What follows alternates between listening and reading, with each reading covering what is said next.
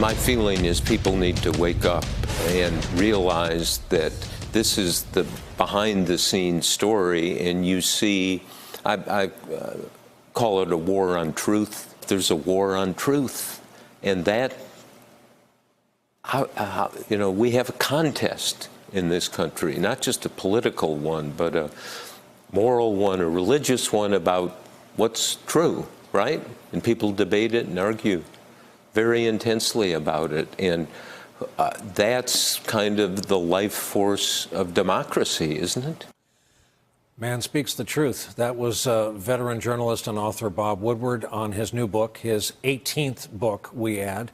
He is standing by his accounts of dysfunction and chaos inside the Trump White House, even as Trump and others are trying to discredit his sourcing and reporting. With us tonight to talk about all things related, Eugene Robinson, Pulitzer Prize-winning columnist for The Washington Post, where he is, of course, a longtime colleague of Bob Woodward. And Lisa Lerer is back with us, national political reporter, now with the New York Times. And this is where it gets interesting, where she has launched a new subscription newsletter appropriately called On Politics with Lisa Lerer on the New York Times website, where you can't find bylines on the front page, but we hope you find and subscribe to her newsletter. Good evening and welcome to you both. Lisa, it strikes me that Watergate gave us the phrase non-denial denial. Right. And it strikes me that we're seeing, in response to the book, some fantastic, classic for the ages, non-denial denials. Yeah, that's exactly right. Gary Cohn gave one today that was really one for the ages, as you put it.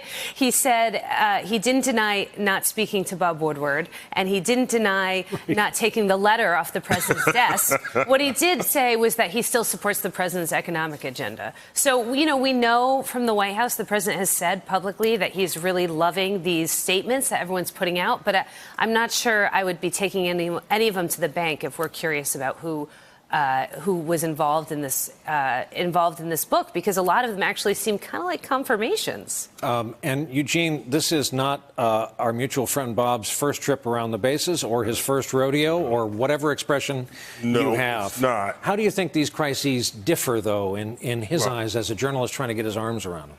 Well, I've known Bob for 38 years. He hired me at the Washington Post. He and Ben Bradley hired me to be their City Hall reporter. And I'll tell you, when I hear Bob Woodward say people really need to pay attention and wake up, that gets my attention. That focuses That gets my attention. When I hear him being poetic, deeply so, and saying that truth is the life force of democracy, that really gets my attention. And I can see how affected he was by the reporting that he did. And every interview I have seen, and frankly every conversation I've had with him about this work, has told me that he thinks this is serious. You're absolutely right. He goes on book tours, but he's never waved his arms before and said, I'm asking you to read this because this is important. He has never done that. He's never done that. It's not like he needs to, do that to become famous or something like that. I mean, he's Bob Woodward. And I think he means it. And Lisa, do people in the West Wing get that this, obviously we're living in unusual times, but this is unusual even for this veteran journalist? Yeah, I mean, I think they understand that Bob Woodward has a level of credibility that perhaps other authors who have weighed in on this. I mean, what we're hearing from Bob Woodward is not new. It tracks with the other accounts. Right. It tracks with Michael Wolff. It even tracks with Omarosa. The Times op-ed. For the Times op-ed.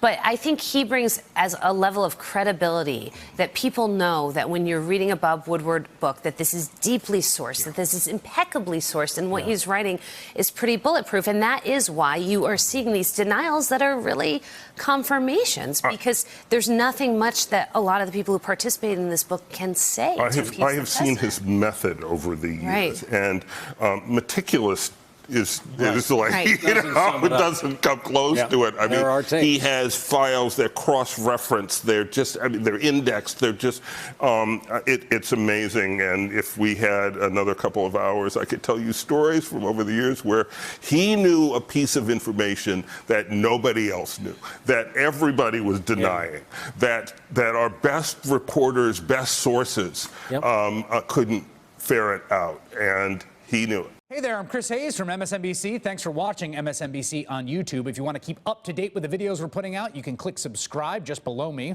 or click over on this list to see lots of other great videos.